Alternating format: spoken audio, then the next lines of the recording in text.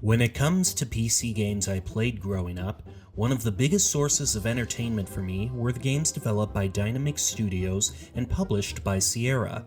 3D Ultra Pinball, 3D Ultra Mini Golf, the Incredible Machine contraptions all hold special memories for me.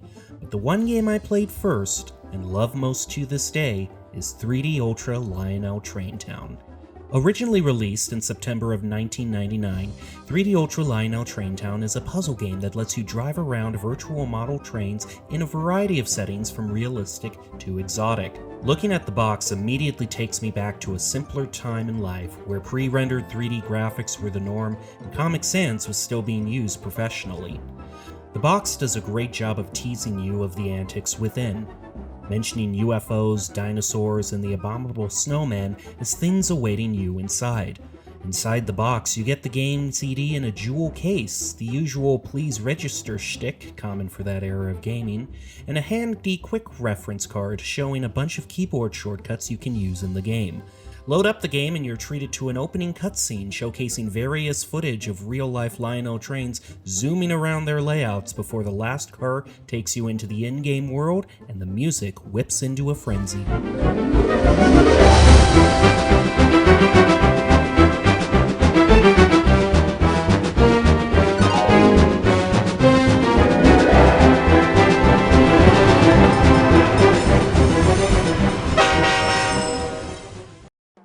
Looking over the main menu, you have the option to start playing, fiddle with the game's settings, exit the game, and go to the official Sierra website, which now humorously redirects you to the current owner of Sierra.com domain, Sierra Trading Post. So if you wanted a game that has a shortcut to an outdoor clothing and goods retailer, this is it. Make sure to tell them that Traintown sent you. Back into the game, you'll be prompted to enter in your name or just use the included Player 1 profile if you're that concerned about a train game stealing your identity. You'll then be taken to the job roster, which will be your main home for the game. Here you can choose a variety of scenarios to play sorted into 6 categories: tutorial, caboose washer, hobo bouncer, grease monkey, fire stoker, and whistleblower. The tutorial category features, tutorials, which will teach you all you need to know about how to play the game. You'll be introduced to all the main trains you'll be driving, a 280 steam locomotive with a tender that has that unmistakable Lionel tooling, an EMD SW 1500 switcher in Union Pacific livery, and an F3 diesel locomotive in the iconic Santa Fe war-bonded livery. Additionally, there's a passenger rail car and hand car you will interact with for some jobs, but the vast majority of jobs will have you playing as the main 3. The main goal of Traintown is to complete each job by delivering loads of cargo to their destinations. Loads can be picked up and dropped off from brightly colored loading zones. Loading zones with a green square have a load that can be picked up, and loading zones with a red stop sign show which loads need to be delivered. Controlling the trains is as simple as you just click on the train you want to control, and you move it by either clicking in the direction you want the train to go, or using the speed controller at the bottom center of the screen. Additionally, you'll have to periodically refuel your locomotives to keep them running and deal with a variety of hazards such as destroyed track, broken switches, and animals on the line that will hamper your progress. Once you're comfortable with the controls, you'll start taking on the game's actual jobs, most likely jumping into the game's easiest roster, Caboose Washer. Most of the jobs here are super easy and serve to reinforce what you've already learned in the tutorials. You'll be introduced to some of the alternate job modes you'll encounter throughout the game. Instead of delivering some loads, some jobs might have you solve a puzzle such as a matching game or word scramble. Some will have you sorting freight cars into proper sidings, and some will have you do math. Because what family game in the late 90s and early 2000s didn't have you doing math in some form so they could slap educational onto the game's box? And finally, once you're out of the tutorials and into the actual jobs, you'll be able to crash your trains, which happens by hitting other cars or buffers or track hazards at too high a speed. This will immediately end the job and play a voice line that you will become all too familiar with as you advance through the game. That's a fender bender! At the end of each job roster will be a special locked job that can only be accessed once all the previous jobs have been completed. These jobs will have a special landmark that you'll need to deliver loads to or build up throughout the job. Once you're done with each special job, you'll be treated to a fun little animation celebrating your completion of that job roster.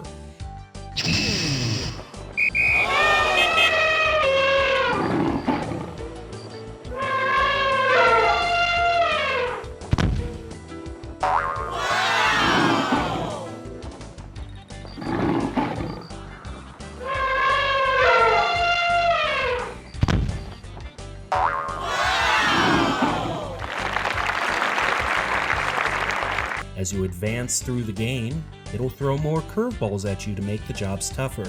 Layouts will become more complex and harder to navigate, there will be more track hazards you'll have to fix, jobs will become timed, putting pressure on you to finish quickly, and more railroad-related headaches will generally test your problem-solving abilities. And in general, you'll face more dangerous and exciting scenarios as the game goes on, like stopping runaway trains, sorting explosive loads that'll blow up if you shunt them too hard, and driving on track that is literally crumbling beneath you. Those termites just ate some track. And those math levels will quickly become the bane of your existence, as you'll have to solve more complex problems using a mess of numbers provided to you. In these jobs, you must use all the numbers, so you'll have to plan out what equations you want to make, lest you risk soft-locking yourself. There are 60 jobs in all to complete, all culminating in one of the best final levels in a game I've seen. Congratulations! You've unlocked the final job. The knights at Cook's Castle are preparing for a great battle. See to it that the knights are well supplied. Festival of Nights is a mega level that will test you on every ability you've learned throughout your playthrough. This one job has been a pain for many players, as you're required to complete 7 standard-sized jobs in it to win. Fail at any one of these stages, and you must restart the whole level over again. That's a fender bender. Congratulations! That's a fender bender. Congratulations! That's Congratulations! That's a fender bender. That's a fender bender. That's a fender bender. Congratulations! This hurdle alone has caused many players to just cheat their way through this level rather than actually face the humongous challenge it provides. But should this or any of the other jobs get you a little too frustrated, you can always cool down in the tutorial roster, which in addition to the previously mentioned tutorials, also have train parks where you can drive trains around in a chill environment with no goals. You can also play in special build parks, which allow you to lay your own track layout to connect various preset destinations. These additional goodies aren't necessary for the main game, but their inclusion is much appreciated and adds a lot more gameplay and replayability to your playthrough. Altogether, the main mechanics of the game come together for an enjoyable puzzle game experience. Dynamix Games ooze charm with whimsical graphics and catchy earworms of soundtracks. All the pre-rendered buildings and destinations have fun details and animations adding life to each layout. Additionally, like many other Dynamix games of the era, the game is completely voice-acted, which for a puzzle game certainly isn't required, but adds a lot of uniqueness to the experience, although it's definitely cheesy in places and also a bit politically incorrect by today's standards. Here is ancient Eastern job called Tower of Power. Move train from top rail to bottom rail without changing order of cars. Seriously, this would not fly in a kid's game today. Dynamix was a company that would often re-release their successful games in an improved deluxe version that featured more content and features. Traintown was no exception. 1 year later, at the turn of the millennium, 3D Ultra Lionel Traintown Deluxe was released, which is the definitive version of the game that makes the standard version obsolete in my opinion.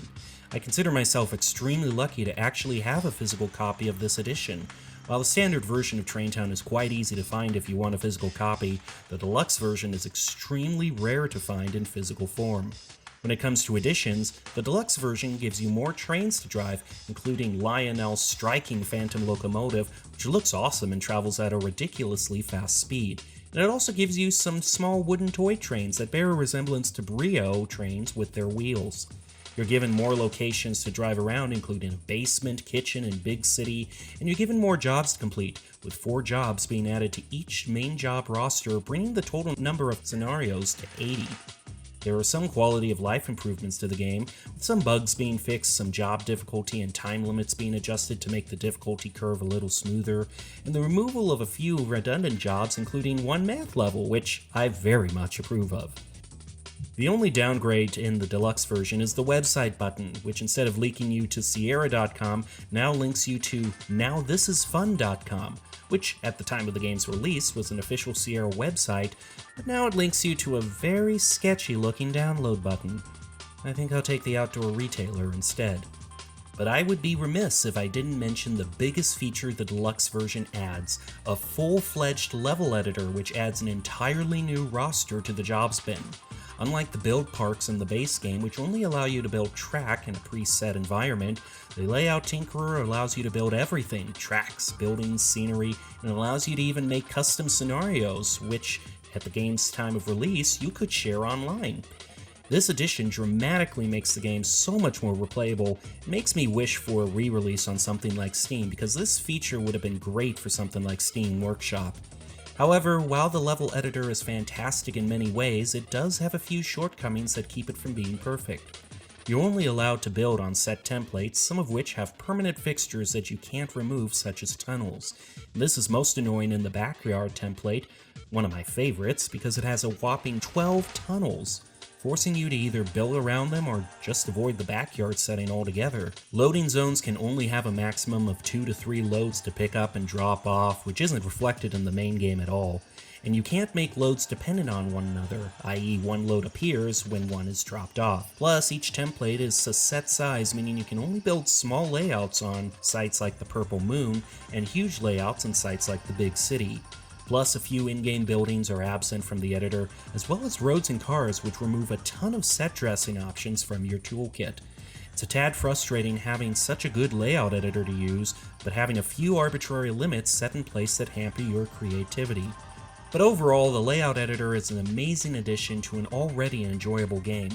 And if I hadn't been introduced to this game, I wouldn't have been introduced to all the other great Dynamix PC games that filled my childhood game library. Traintown is a charming slice of PC nostalgia for me that I can always look back to for a good time. I highly recommend you check it out. If you like this video and want to see more stuff like Lionel Train unboxings, retro game reviews, and just anything else that catches my interest, be sure to subscribe to catch all my new releases.